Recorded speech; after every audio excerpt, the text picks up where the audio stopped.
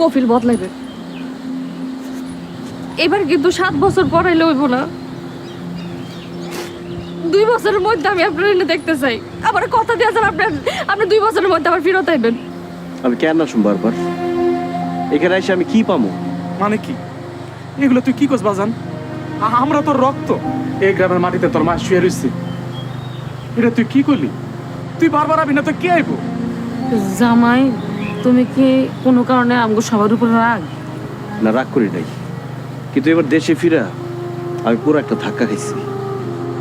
বিদেশে 2টা পয়সা কামানোর জন্য আমরা কত কষ্ট করি, আপনাদের কোনো ধারণা আছে? আপনারা যাতে ভালো থাকতে পারেন, সুখে থাকতে পারেন, সেই জন্য ছুটির দিনও আমরা ভালো কিছু না খাই টাকা জমাই। কিন্তু দেশে এসে আমি কি পাই না, আমার নিজের মেয়ে আমার আব্বা করে ডাকে না। ভিডিও কলে কথা কইতে কইতে ওর বিশ্বাসই হইতেছে না তার আব্বা একজন জলযন্ত্র মানুষ। এই দুঃখ আমি কই রাখি?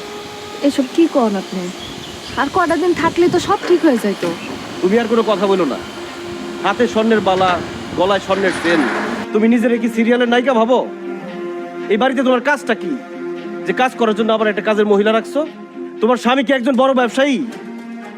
ভুলে যাও না, বিদেশের মাটিতে তোমার স্বামী একজন লেবার মাত্র। এই লেবারের রক্ত পানি করা পয়সা দিয়া তুমি এখানে কাজের মহিলা পালতেছো? ভাইজান, আপনি নিজের লেবার কয়ে ছোট করতেছেন কি লাইগা? আপনি একজন রেমিটেন্স যোদ্ধা, আপনি নিজের তো এইভাবে ছোট করতে পারেন না। ওরে বাবারে, কি বড় বড় কথা! রেমিটেন্স যোদ্ধা, এই রেমিটেন্স যোদ্ধার কষ্টের টাকা দিয়া সন্ধ্যাবেলা শিশি খেতে তো লজ্জা করে না? আমি কি করি নাই আপনাকে সবার লিগে? এবার আমি নিয়ত করছিলাম দেশে এসে দেশেই থাকুম, আর বিদেশে ফিরে যাবো না।